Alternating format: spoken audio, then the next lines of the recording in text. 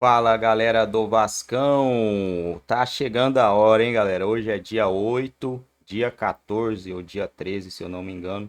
Estreia do Vasco pelo Campeonato Brasileiro. Vai enfrentar o Grêmio no primeiro jogo e tem que vencer esse primeiro jogo, né? Torcida vascaína bem ansiosa com a estreia do Vasco no Campeonato Brasileiro. Tá todo mundo ansioso para que chegue, né? Todas as torcidas para que chegue logo o Campeonato Brasileiro, esse que promete ser o campeonato mais disputado de todos os tempos. Vamos ver aí como será o Vasco nessa competição, né? A promessa é de que não brigue para cair, para não cair, né? O Vasco tem que brigar na parte de cima da tabela, no mínimo um G7 ali, no mínimo buscar um G7. Tem time e tem treinador para isso. Vamos ver o que a imprensa tem a falar sobre o Vascão da Gama.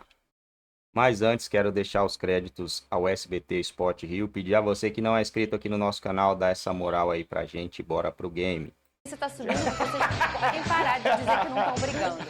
Ó, o Vasco segue na preparação para a estreia no Brasileirão e venceu mais um jogo treino, dessa vez contra o América Mineiro. Cadê? Para começar o Brasileiro diferente, o Vasco tem usado o tempo livre para melhorar pontos que foram decisivos para a eliminação do time nas semifinais do Carioca. No final de semana, o Cruz Maltino enfrentou o América Mineiro em São Januário. Primeiro gol saiu aos pés de Cleiton, que aproveitou o erro do goleiro e marcou. Na segunda etapa, o time da casa tenta ampliar nessa jogada. O segundo gol veio de Verrete, que mandou no cantinho. O elenco vascaíno é uma das equipes que está tendo mais tempo para se preparar para a estreia do Brasileirão, para fazer diferente esse ano e não repetir os erros de 2023. Que es lo esencial en esta preparación para el inicio del torneo y estamos muy contentos con eso. Va a ser un torneo muy lindo para disfrutar cada partido, disfrutarlo y bueno, con ganas de que arranque ya el torneo y poder disfrutar acá del São Januário.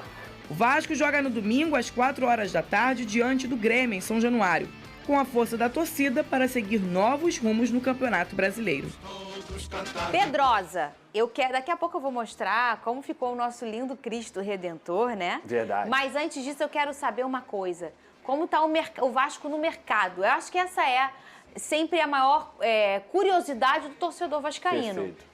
Olha, Fernanda, vamos lá pelos três nomes que a gente trouxe aqui na última semana, na verdade nas últimas semanas já. Primeiro, o Emanuel Martins, jogador do América Mineiro, está acertando sua ida para o Fortaleza, daqui a pouco o Vene pode até trazer mais detalhes sobre isso, então não vai para o Vasco da Gama. O Kaique, volante do Juventude, o que eu soube hoje é que nessa tarde o Vasco vai avançar pela contratação dele, já era algo que o próprio jogador já tinha dado o sinal verde, o empresário dele também já tinha dado o sinal verde, faltava acertar a última questão com o Juventude, pelo que eu soube, essa questão vai avançar. E o outro é o Marlon Freitas, e é o grande trunfo aí do Vasco da Gama nessa janela de transferências, onde a comissão técnica e a diretoria querem muito esse jogador, contam com a vontade do jogador, contam com essa situação dele querer jogar no Vasco da Gama, mas o Botafogo dificulta liberar. Porém, o que eu pude receber agora é que parece que as coisas vão andar nessa semana no sentido dele ser vendido para o Vasco da Gama. Não tem confirmação disso ainda, mas o Vasco segue otimista e por isso não desistiu da negociação.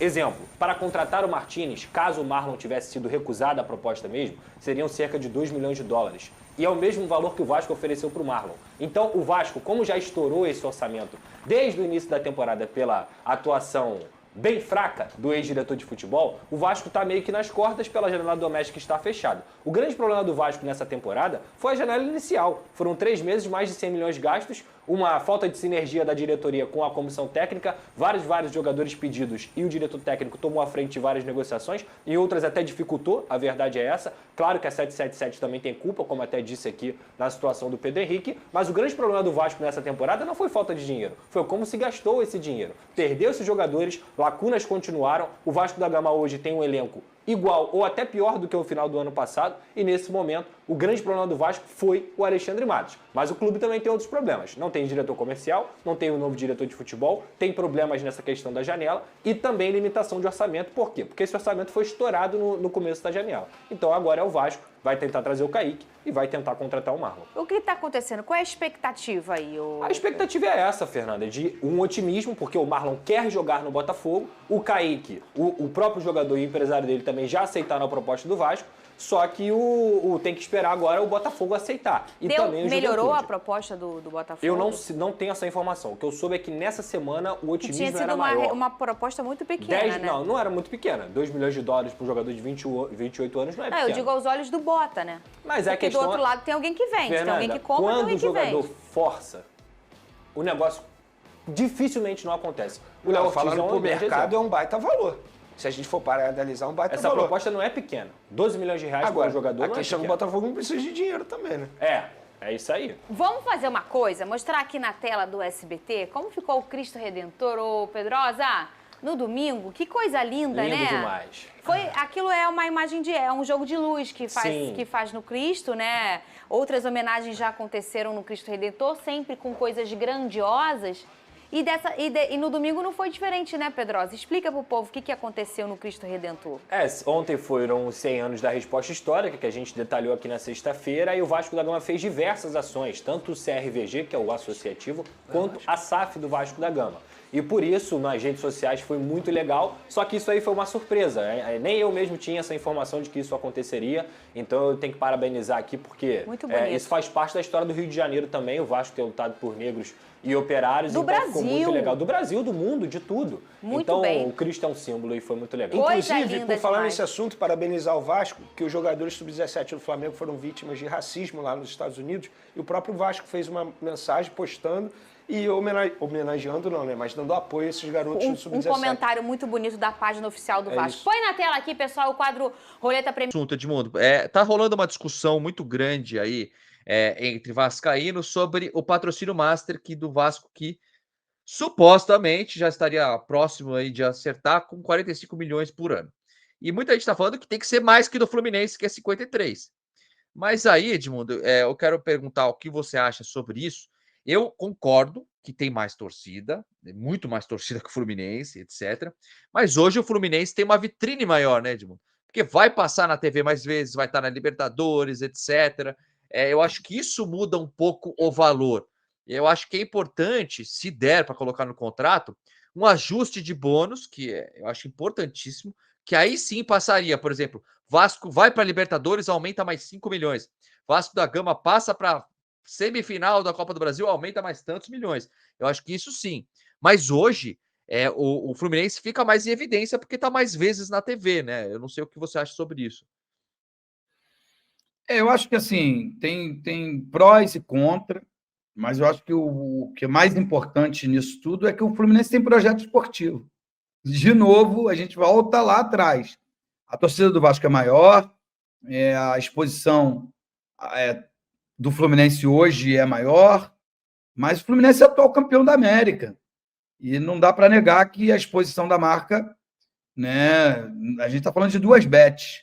A exposição da marca hoje do Fluminense é maior do que a do Vasco. Até porque vai jogar mais jogos durante o ano, tem mais possibilidades de conquista. Então, agora, eu não vou deixar de criticar.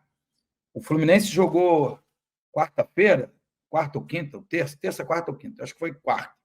Jogou agradecendo o patrocinador antigo, botou lá, obrigado, né? Fazendo uma alusão ao B de Betano, né? que era a antiga patrocinadora, vai entrar agora a Superbet. O Vasco, olha como trabalha mal o Vasco, olha o marketing do Fluminense trabalhando bem, isso influencia no valor final. O Vasco não, rompeu com a PixBet para botar uma outra bet e até agora nada. Só o dinheiro que foi desperdiçado com a multa paga e esses 3 meses Parece até que não pagou a multa não, viu, Edmundo? A multa não pagou. Porque o PixBet estava com uma dívida e uns negócios assim. Mas caramba, mas se eu deixo de receber, se eu deixo de pagar porque eu deixei de receber, é prejuízo. Sim, Concorda? de qualquer forma, é um prejuízo. Pô, Sim.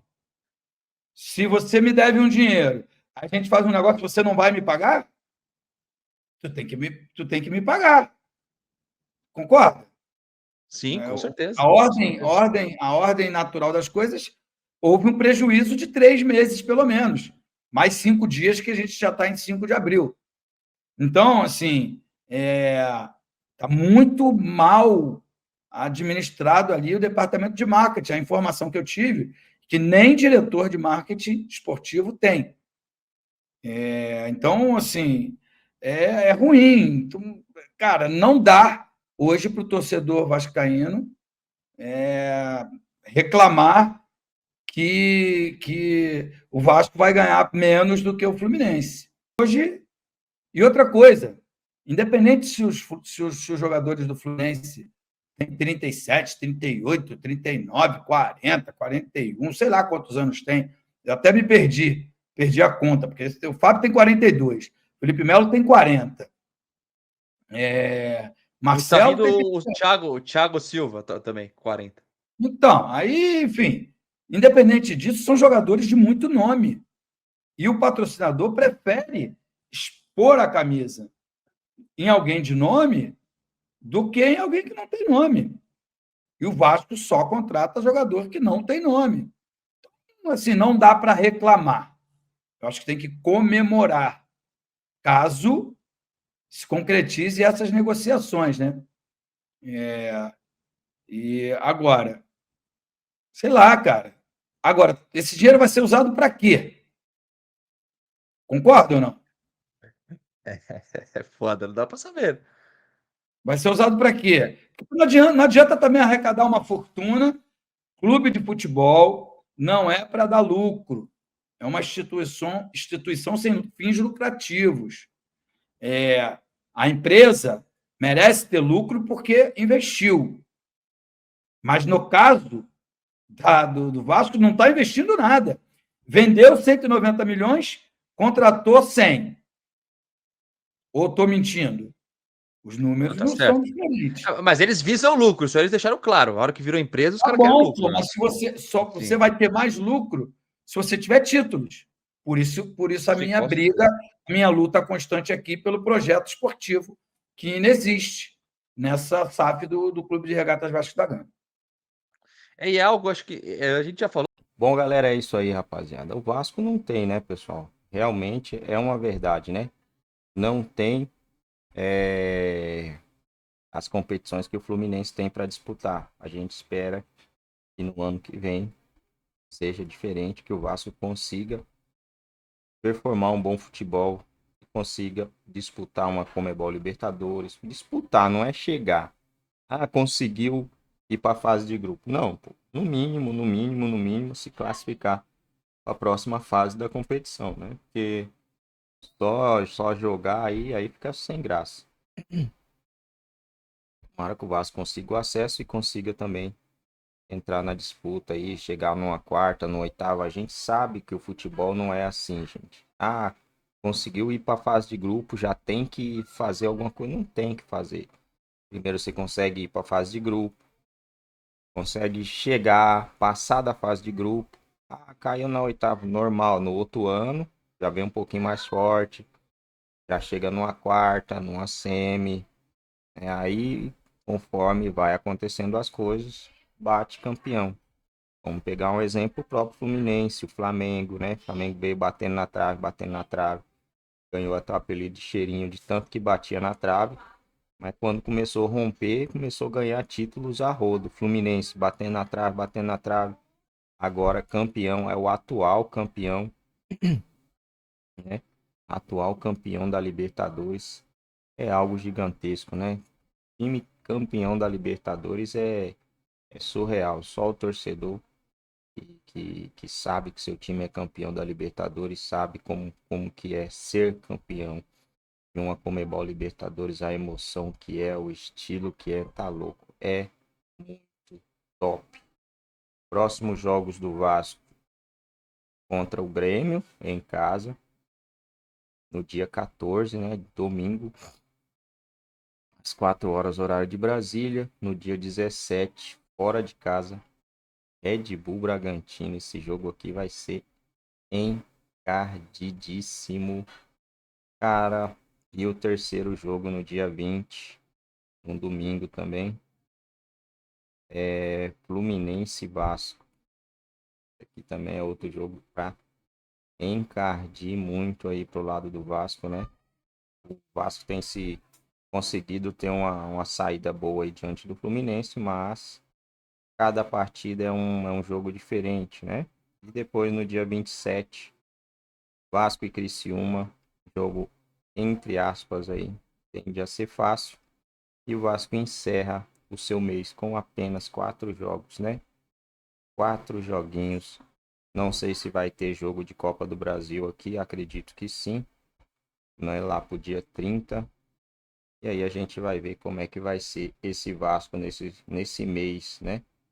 De abril, que abra com vitórias para o Vascão da Gama.